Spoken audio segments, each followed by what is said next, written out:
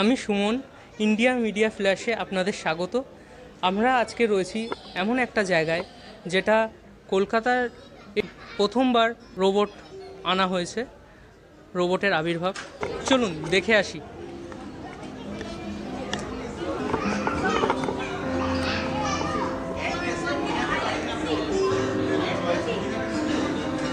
দেখতে পাচ্ছেন খুব সুন্দর একটি রোবট যে নিজে নিজেই সমস্ত কাজ করতে পারে। কিছু সার্ভ করা থেকে শুরু করে যে সার্ভেন্টের যেসব কাজ থাকে সেই সমস্ত কাজ খুব সহজেই করতে পারে। পরিচয়টা বলুন। তমজিৎ কুমার। আর আমরা এই পুরো ফ্যামিলি, ছেলে মেয়ে বউ, আমরা রান করি শোটা। We do not have any managers, no supervisors. So marketing থেকে নিয়ে কাস্টমার সার্ভিস সব আমরা নিজেরা করি। হঠাৎ রোবটের আবির্ভাবের কথা মাথায় কী করে আসলো? জানি না কেন কলকাতা তো এত পিছিয়ে আছে, মুম্বাই হোক, ব্যাঙ্গালোর, ইভেন জয়পুরের মতো জায়গাতে রেস্টুরেন্টসে রোবটস আছে, আর আমাদের এখানে কলকাতায় নেই। Maybe one of the reason, and of course customer service is দেয়ার।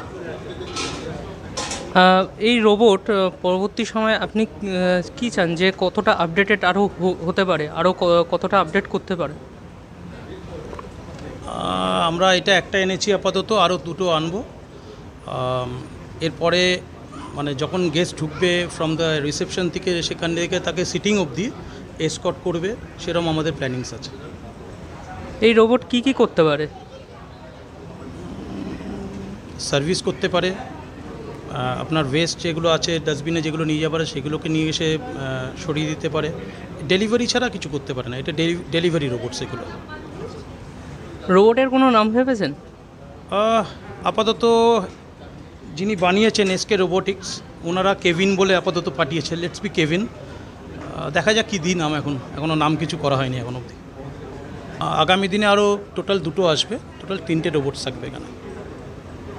ব্যাঙ্কোয়েটসে একটা থাকবে র্যান্ডম, মানে এরকম করে ঘুরে বেড়াবে, যার মনে হবে, যেখানে মনে হবে তার সামনে দাঁড়ালেই সে স্টপ করে যাবে, তার যেটা মনে হবে সেখান দিয়ে উঠিয়ে নেবে, উঠিয়ে আবার 10 সেকেন্ডসে বা 20 সেকেন্ডস যেটা আমরা মেমোরিতে ওকে করে রাখবো তখন মুভমেন্ট করে যাবে, ওকে ছেড়ে আবার অন্য জায়গায় র্যান্ডম মুভমেন্ট করবে।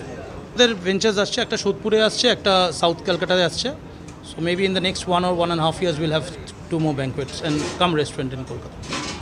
একটু চালিয়ে দেখাবো।